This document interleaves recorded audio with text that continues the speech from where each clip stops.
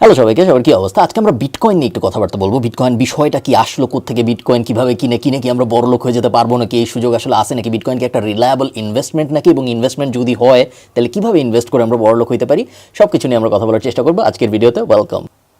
মাকলু, বিটকয়েনে invest করবা? Bitcoin নিয়ে জটিল কথাবার্তা যাওয়ার আগে আমাদের একটু বুঝতে হবে টাকা ব্যাপারটা কি। আমি খুব জটিল ফাইন্যান্সিয়াল আলাপে যাবো না, আপনাদের টেনশনের কোনো কারণ নেই। টাকা এমন একটা জিনিস যে এই জিনিসটার ভ্যালু আছে বলে সবাই বিশ্বাস করে, এবং এই কারণেই এই জিনিস যদি আমি কাউকে দেই সেইটা গ্রহণ করে, তার বদলে আমি তার কাছ থেকে যা চাই সে সেটা আমাকে দেয়।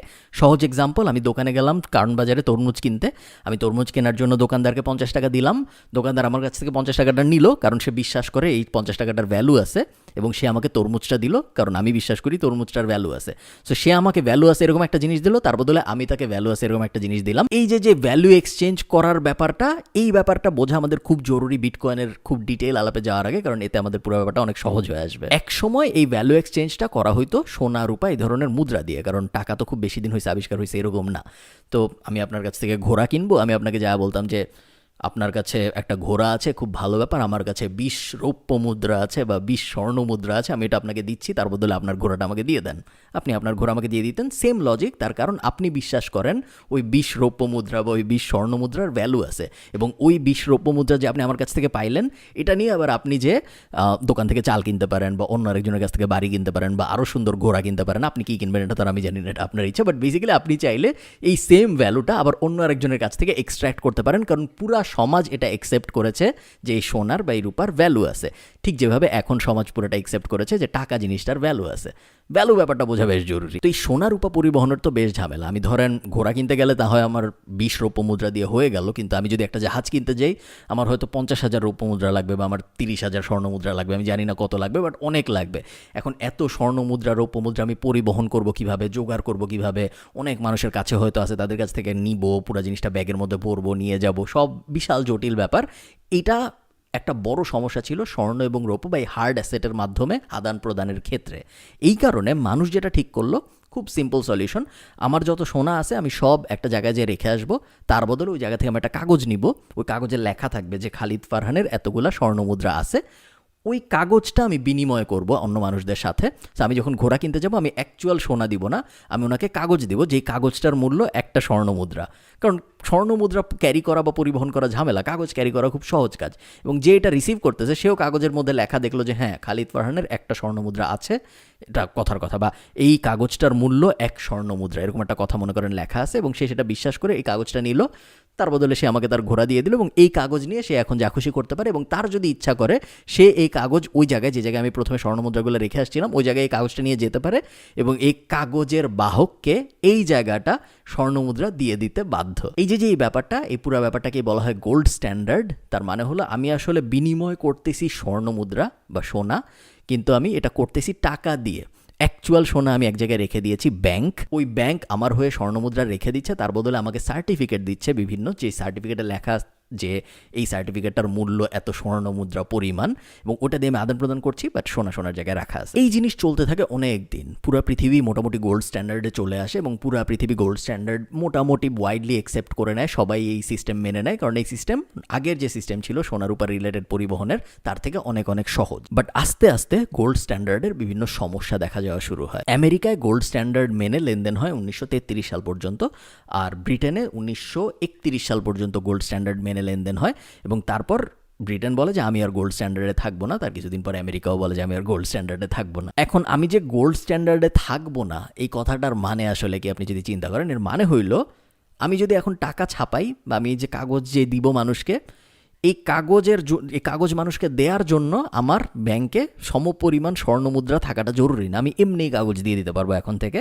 বা টেকনিক্যালি বললে আমি এমনিই এখন থেকে টাকা ছাপাইতে পারবো। তার আগ পর্যন্ত আমি তখনই টাকা ছাপাতে পারতাম, বা আমি তখনই ওই টাকার সার্টিফিকেটটা দিতে পারতাম যখন ওই ঠিক সমপরিমাণ স্বর্ণমুদ্রা আমার ব্যাঙ্ক অ্যাকাউন্টে জমা থাকতো।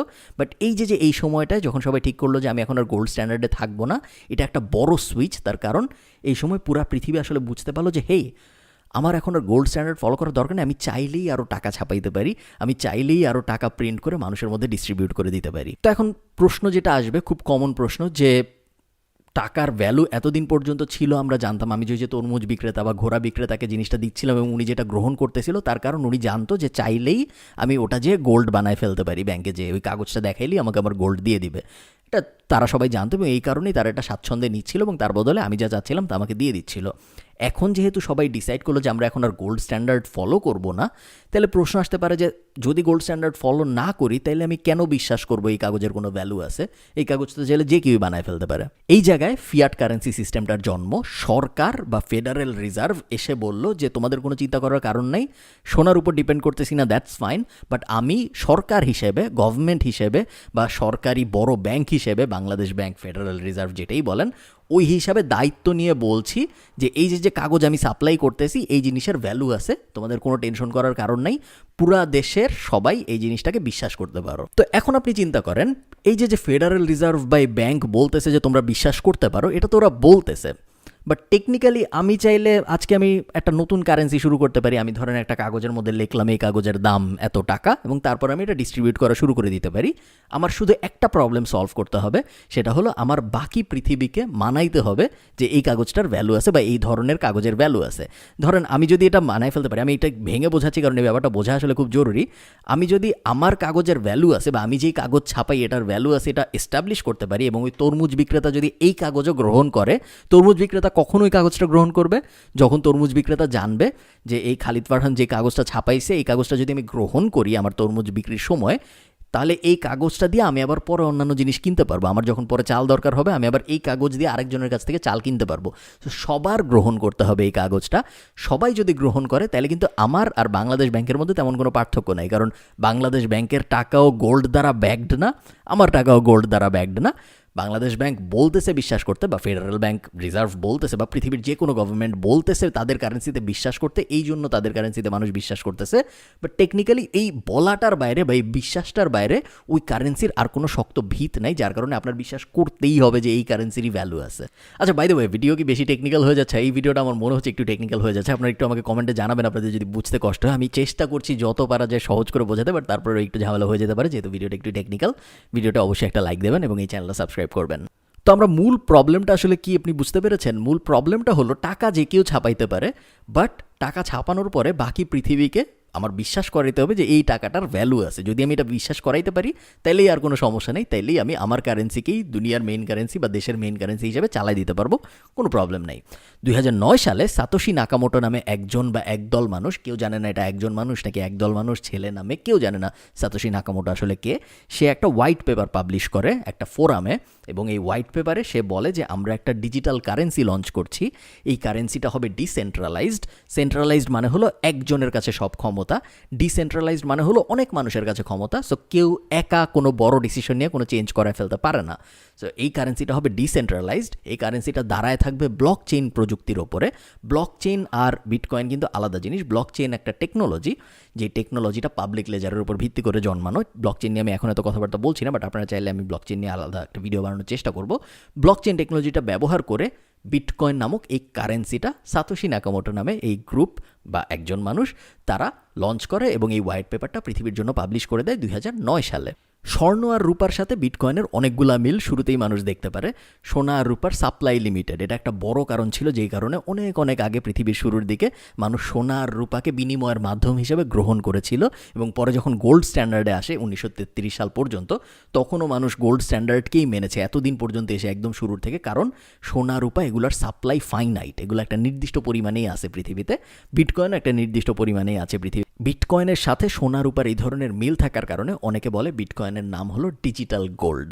সো গোল্ডের ডিজিটাল ইকুইভ্যালেন্ট হলো বিটকয়েন। এবং এখানে একটা ফান ফ্যাক্ট আমি বলে রাখি, 2012 সাল থেকে আস্তে আস্তে দেখা যাচ্ছে যে মানুষের সোনা কেনার প্রতি আগ্রহ কমছে। আমি জানি আমাদের আশপাশে মানুষজন বেশ সোনা রূপার এগুলো কিনে, স্পেশালি সোনা অনেক মানুষ কিনে আমাদের আশপাশে আমাদের সমাজে, বাট সোনা কেনার আগ্রহ পুরা পৃথিবীতে আমরা যদি চিন্তা করি আস্তে আস্তে 2012 সাল থেকে কমা শুরু করেছে। On the other hand bitcoin বা এরকম ডিজিটাল গোল্ড কেনার আগ্রহ আসলে মানুষের মধ্যে আস্তে আস্তে ওই অ্যারাউন্ড একই সময়ের দিক থেকে বাড়া শুরু করেছে। চলেছে। আরেকটা ইন্টারেস্টিং ব্যাপার হলো এই যে সাতোশি নাকামোটো, উনি একজন বা একাধিক মানুষ এটা তো আমরা জানি না, বাট বিটকয়েনের যেহেতু ওয়ালেট সব পাবলিক, আমরা জানি যে সাতোশি নাকামোটোর ওয়ালেটে কতগুলো বিটকয়েন আছে। সাতোশি নাকামোটোর ওয়ালেটের বিটকয়েন যদি আপনি হিসাব করেন বা ওই বিটকয়েন যদি কাউন্টে নেন, তাহলে সাতোশি নাকামোটো এখন পৃথিবীর সবচেয়ে ধনী মানুষদের একজন। তারপরেও আমরা আসলে জানি না এটা আসলে কে। তো কারেন্সি তো বানানো হইলো, হোয়াইট পেপার লঞ্চ করা হইলো, সব ঠিক আছে। এখন এই কারেন্সির মূল যে কাজ, মানুষকে আমাদের এটা অ্যাডপ্ট করাইতে হবে, মানুষকে এটা মানাইতে হবে আস্তে আস্তে, যে সবাই এই কারেন্সিটা ব্যবহার করো, এটা কারেন্সি, তুমি এটার উপর ভরসা রাখতে পারো। এই কাজটা করার জন্য আস্তে আস্তে মানুষ, বিটকয়েনের ব্যাপারে এনথুজিয়াস্ট যারা, তারা আস্তে আস্তে প্রচারণা শুরু করলো। শুরুর দিকে এই প্রচারণা তেমন স্ট্রং ছিল না, বাট যতই দিন গিয়েছে বিটকয়েনের প্রতি আগ্রহী মানুষের সংখ্যা বেড়েছে। যতই এই আগ্রহী মানুষের সংখ্যা বেড়েছে, বিটকয়েনের মাইনার্স বেড়েছে, যতই বিটকয়েনের পিয়ার টু পিয়ার ট্রান্সফারের সংখ্যা বেড়েছে, যতই ওয়ালেট হোল্ডারের সংখ্যা বেড়েছে, ততই আস্তে আস্তে বিটকয়েন মেইন স্ট্রিম দুনিয়া চলে এসেছে এবং মানুষের আগ্রহ আসছে যে এই ডিজিটাল গোল্ড ব্যাপারটা আসলে কি, এই ডিজিটাল গোল্ডের দিকে আমি যাবো নাকি যাবো না। বিটকয়েন এনথুজিয়াস্টরা যখন বিটকয়েনের পজিটিভ দিকের কথা বলে, তখন কিছু ব্যাপার চলে আসে, যার মধ্যে প্রথমটাই হলো বিটকয়েন একটা পিয়ার টু পিয়ার ট্রান্সফারের মাধ্যম, এর জন্য কোনো থার্ড পার্টির উপর ডিপেন্ড করতে হয় না। সো আমি যদি আপনাকে টাকা পাঠাতে চাই, আপনি যে এই ভিডিওটা দেখছেন, আমি যদি আপনাকে টাকা পাঠাতে চাই, আমার বিকাশের উপর ডিপেন্ড করতে হবে, আমার রকেটের উপর ডিপেন্ড করতে হবে, আমার ব্যাংকের উপর ডিপেন্ড করতে হবে। আমি যদি বিদেশ থেকে, আয়ারল্যান্ড থেকে আপনাকে টাকা পাঠাতে চাই, সেক্ষেত্রে আমার প্রথমে আইরিশ ব্যাংকের উপর ডিপেন্ড করতে হবে বা পেপ্যালের উপর ডিপেন্ড করতে হবে। তারপর আমার বাংলাদেশ ব্যাংক, যে বাংলাদেশে যেই ব্যাংক এই টাকাটা রিসিভ করবে তার উপর ডিপেন্ড করতে হবে। তারপর তার কাছ থেকে আপনি যা পাবেন। সো অনেকগুলা মাঝখানে স্টেপ চলে আসে। বিটকয়েন একদম peer to peer transfer. So আপনার একটা ওয়ালেট থাকবে, আমার একটা ওয়ালেট থাকবে, আমি সরাসরি আমার ওয়ালেট থেকে আপনার ওয়ালেটে পাঠিয়ে দিতে পারবো। মাঝখানে কারো উপর আমাদের ডিপেন্ড করতে হচ্ছে না এবং মোটামুটি 10 মিনিটের মধ্যে আমার টাকাটা আপনি পেয়ে যাচ্ছেন। এটা কিন্তু একটা বড় ব্যাপার এবং এটা যে কত বড় ব্যাপার এটা আমরা বেশিরভাগ মানুষ আসলে রিয়েলাইজ করতে পারি না। পৃথিবীর 90% মানুষের এখনও ব্যাঙ্ক অ্যাকাউন্ট নাই। সো এই যে ব্যাঙ্কিং সিস্টেম, এই ব্যাঙ্কিং সিস্টেমের বাইরেই বেশিরভাগ মানুষজন। বিটকয়েন যেহেতু শুধুমাত্র ইন্টারনেট কানেকশন এবং একটা মোবাইল থাকলেই আপনি ব্যবহার করতে পারতেছেন, সো বিটকয়েন বা ক্রিপ্টোকারেন্সি ইন জেনারেল যদি পপুলারাইজ করা যায়, সেই ক্ষেত্রে পুরো দুনিয়াকে খুব সহজেই, যাদের কাছে ইন্টারনেট আছে তাদের কাছেই তার মানে একটা ব্যাঙ্ক অ্যাকাউন্ট আছে, সে খুব সহজেই পুরো দুনিয়াকে আমরা ব্যাঙ্কিং সিস্টেমের আওতায় নিয়ে আসতে পারি, যেটা একটা বড় বেনিফিট। সেকেন্ড বেনিফিট হলো এখন প্রত্যেকটা দেশের নিজেদের কারেন্সি আছে। সো ডলার আছে, আমেরিকার, ইউরোপের আছে ইউরো, বাংলাদেশের আছে বিডিটি, ইন্ডিয়ার আছে রুপি, সবার নিজেদের কারেন্সি আছে। বিটকয়েনকে যদি এস্টাবলিশ করা সম্ভব হয় পুরো পৃথিবীতে একটা কারেন্সি হিসেবে বা মেইন কারেন্সি হিসেবে, তখন পুরো দুনিয়ার কারেন্সি হয়ে যাবে একটা। তখন কনভার্সন রেটের ঝামেলা, আমি বাংলাদেশ থেকে আমেরিকা যাব, আমার এখন 83 টাকায় কয় ডলার, $1 কত টাকা, এই কনভার্সনের ঝামেলা, কনভার্সন করার কারণে আমার যে টাকা লস হবে, কোথায় যায় কনভার্ট করব, কনভার্ট করতে গেলে কি হয় না হয়, ফরেক্স ইত্যাদি ইত্যাদি, এই সব ঝামেলা থেকে আমরা বেরোয় যেতে পারছি যদি আমরা পুরো পৃথিবীকে একটা ইউনিভার্সাল কারেন্সিকে অ্যাকসেপ্ট করাতে পারি। তবে সবচেয়ে বড় যেই দিক বিটকয়েন এনথুজিয়াস্টরা বলে বিটকয়েনের ব্যাপারে, সেটা হলো এই কারেন্সিটার কোনো মালিক নাই। এই কারেন্সিটা একটা ডিসেন্ট্রালাইজড কারেন্সি। কেউ চাইলেই একবার বিটকয়েন যদি লঞ্চ হয়ে যায় পুরো পৃথিবীতে, যেটা অলরেডি হয়ে গিয়েছে, কেউ চাইলেই এখন যে বিটকয়েনের ভেতরে কিছু একটা চেঞ্জ করে ফেলতে পারে না। কেউ চাইলেই আরও টাকা ছাপানোর মতো করে আরও বিটকয়েন ছাপানো শুরু করতে পারে না, কারণ আমরা জানি টোটাল 21 মিলিয়ন মাইন করা হবে এবং তারপরে আর মাইন করা হবে না। কেউ চাইলেই বলতে পারে না যে এখন আর বিটকয়েন ছাপানো হবে না, বিটকয়েন ছাপানো বন্ধ থাকবে। সো ইনফ্লেশনের যে ঝামেলা বা ডিফ্লেশনের যে ঝামেলা, আমরা যেটা দেখি যে যখন সরকার চায় যে মানুষ আরও কেনাকাটা করুক, তখন তারা আস্তে আস্তে ইনফ্লেশন অল্প একটু করে বাড়ানোর চেষ্টা করে যাতে মানুষ আর একটু কেনাকাটা করে, কারেন্সির ভ্যালু কমে আসে। এবং আমরা জানি যে গত 2 বছর আমেরিকান মার্কেটের কথা যদি আপনি চিন্তা করেন, গত 2 বছরে, এখন থেকে গত 2 বছরে যত মানি প্রিন্ট করা হয়েছে তা তার আগের গত 30 বছরের থেকেও বেশি। কোভিডের কারণে ফ্রি মানি দেওয়া হয়েছে অনেক মানুষকে, এবং এগুলো যখন করা হয় তখন কারেন্সির ভ্যালু কমতে থাকে। এবং বিটকয়েন এনথুজিয়াস্টরা বলে যে এই যে কারেন্সির ভ্যালু কমছে আস্তে আস্তে, 1 টাকা দিয়ে আপনি, 1 টাকা না, ধরেন কথার কথা $100 দিয়ে আপনি আজকে যা কিনতে পারছেন, 10 বছর আগে $100 দিয়ে আপনি তার থেকে অনেক বেশি জিনিস কিনতে পারতেন। তার মানেটা হলো 10 বছর পরে ওই $100 দিয়ে আজকে আপনি যা কিনতে পারতেছেন তার থেকে অনেক কম জিনিস আপনি কিনতে পারবেন। তার মানেটা আসলে কি? তার মানে হলো কারেন্সিটার ভ্যালু কমছে আস্তে আস্তে। সব কারেন্সির ক্ষেত্রেই আমরা এটা দেখতে পারি। এই যে কারেন্সির ভ্যালুটা কমছে, তার একটা মূল কারণ হলো কারেন্সি যখন গোল্ড স্ট্যান্ডার্ড থেকে সরে আসছে, কারেন্সি যখন গভর্নমেন্টের বা ব্যাংকের নিজেদের ইচ্ছার উপর চলে আসছে যে আমাদের ইচ্ছা মতো আমরা প্রিন্ট করব, তখন ওই কারেন্সির উপর আস্তে আস্তে মানুষের ভরসা কমে যাওয়া শুরু করছে। এবং বিটকয়েন বা এ ধরনের ক্রিপ্টোকারেন্সি এই ভরসাগুলার ক্ষেত্রে একটা বড় আস্থা হিসেবে কাজ করছে অনেকের জন্য। তো যাই হোক, 2009 সালে বিটকয়েন নিয়ে কাজকর্ম শুরু হয়, বাট বিটকয়েন মেইন স্ট্রিম মিডিয়ায় আসার জন্য 2012 পর্যন্ত সময় লেগে যায়। তখন আস্তে আস্তে একদম ছোট ছোট কিছু কোম্পানি বিটকয়েনকে একসেপ্ট করা শুরু করে। ধরেন 2012 সালে ওয়ার্ড প্রেস, পৃথিবীর সবচেয়ে বড় সিএমএস কোম্পানি, বিটকয়েনকে একসেপ্ট করা শুরু করে পেমেন্ট মেথড হিসেবে। তার কয়েকদিন পরে বাইডু, এক্সপিডিয়া, তারপর এরকম আরও কয়েকটা বেশ জনপ্রিয় কোম্পানি বিটকয়েনকে একসেপ্ট করা শুরু করে। এবং যখন এই কোম্পানিগুলো আস্তে আস্তে একসেপ্ট করা শুরু করে, তখন বিটকয়েন একটা মেইন স্ট্রিম অ্যাকসেপ্টেন্স পায়।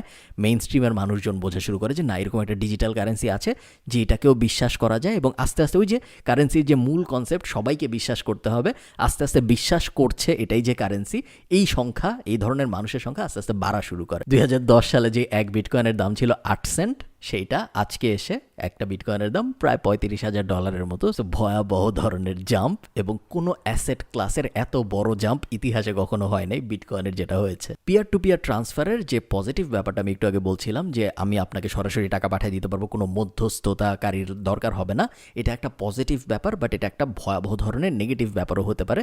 তার কারণ আমি যদি আপনাকে সরাসরি টাকা পাঠিয়ে দিই, সেক্ষেত্রে আপনার যদি কোনো ইললিগাল ইন্টেনশন থাকে বা আমার যদি কোনো ভয়াবহ ধরনের খারাপ ইন্টেনশন থাকে, আমি সরাসরি আপনার কাছ থেকে টাকা নিতে পারতেছি। মাঝখানে ব্যাংক ট্যাঙ্ক থাকলে অনেকভাবে আপনার টাকা চলে গেলে আবার ফেরত আনার সম্ভাবনা থাকতে পারে।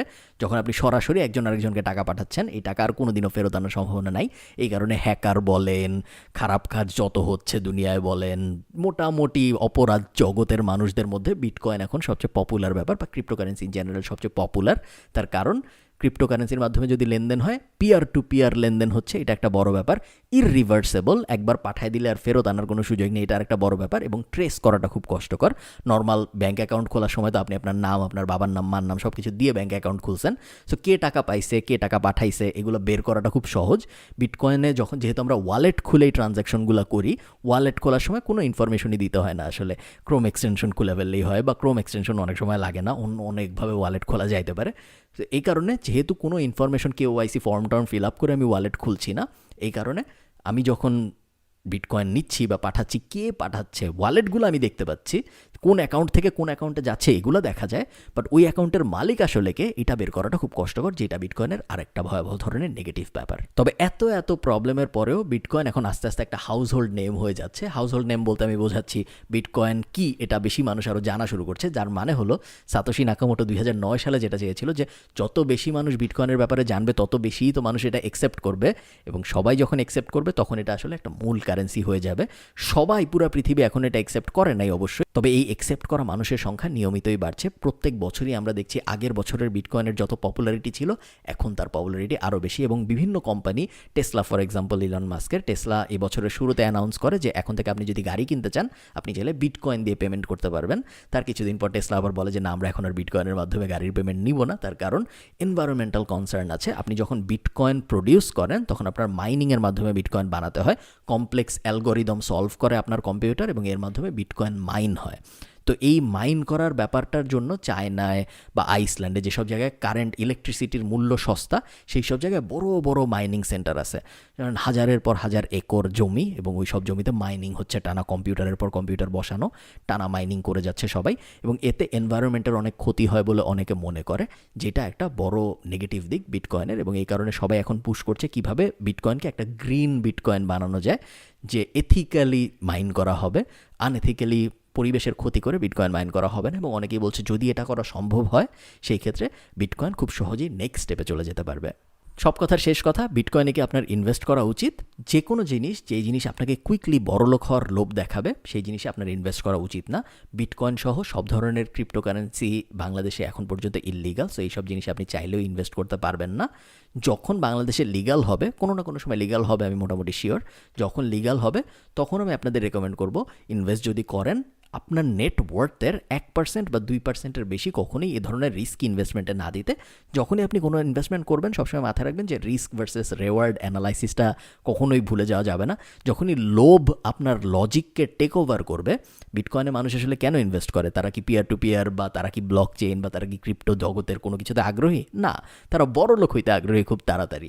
তো যারা এই তাড়াতাড়ি বড়লোক হওয়ার লোভে যে কোনো কিছু করে, তখন ওই কাজটা করা হয় লোভের ওপর ভিত্তি করে, লজিকের ওপর ভিত্তি করে না। যেহেতু এই ব্যাপারটা লোভের ওপর ভিত্তি করে করা হয়, এই কারণে র্যাশনাল থিঙ্কিং কাজ করে না এবং এই কারণে লস হওয়ার চান্স অনেক বেশি থাকে। আর এখন যেহেতু ইলিগাল, এখন এইসব বিষয়ে আসলে আলোচনারও কিছু নেই। যখন লিগাল হবে তখন আপনি যেটা করবেন, আপনি যদি একজন ইনভেস্টর হয়ে থাকেন, আপনি আপনার টোটাল নেটওয়ার্থের, আমি টোটাল 100 টাকা ইনভেস্ট করব, তার মধ্যে আমি 2 টাকা বা 3 টাকা ক্রিপ্টোকারেন্সিতে দিতে পারি। এর বেশি আমি দেওয়াটা কখনোই রেকমেন্ড করব না এই পর্যায়ে পৃথিবীর। ভালো থাকেন সবাই। বিটকয়েন একটা ফ্যাসিনেটিং জিনিস। আমি জানি না আপনাদের সাতোশি নাকামোটোর এই ব্যাপারটা, আমি হোয়াইট পেপারটাও পড়েছি, সাতোশি নাকামোটোর এই ব্যাপারটা আমার খুব অদ্ভুত লাগে যে এক লোক বা গ্রুপ অফ মানুষ বিটকয়েনের মতো একটা জিনিস আবিষ্কার করলো, যেটা পুরা পৃথিবী এখন কারেন্সি অল্টারনেটিভ হতে পারে নাকি বা ডিজিটাল গোল্ড হিসেবে এস্টাবলিশড মোটামুটি হয়ে গিয়েছে। তারপরেও এই লোক বা এই গ্রুপ অফ মানুষ পৃথিবীর সামনে এসে বলছে না যে আমরা এটা বানিয়েছি। এই যে 2009 সালে বানিয়ে 11 বছর পর্যন্ত, আমি জানি না সামনে বলবে নাকি, বা এই 12 বছর পর্যন্ত যে সে কাউকে বলল না, ইগো বুস্টটা ব্যবহার করলো না, সেইটাকে নিজের একটা মানে এর থেকে অনেক অনেক অনেক অনেক ছোট কাজ করেও আমরা 10টা স্ট্যাটাস দিয়ে দিই ফেসবুকে। সে যে এত বড় একটা রেভলিউশনারি কাজ করলো এবং তারপরেও পুরো দুনিয়া জানতে পারলো না যে কে এটা করলো, এই ব্যাপারটা আমার সবচেয়ে ফ্যাসিনেটিং মনে হয় বিটকয়েনের ব্যাপারে। আপনাদের বিটকয়েন বিষয়ক মতামত কি আমাকে কমেন্টে জানাবেন। বিটকয়েনের ব্যাপারে আপনি কতটুকু জানেন বা আগেও জানতেন নাকি, এবং যখন বাংলাদেশে বিটকয়েন লিগ্যাল হবে, ইম্পর্টেন্ট প্রশ্ন, তখন আপনি আসলে বিটকয়েনে ইনভেস্ট করবেন নাকি বা বিটকয়েনকে আপনি একটা গোল্ডের রিপ্লেসমেন্ট ভাববেন নাকি, আমাকে অবশ্যই কমেন্টে জানাবেন। ভালো থাকেন সবাই, সবার সাথে দেখা হবে পরের ভিডিওতে। টাটা।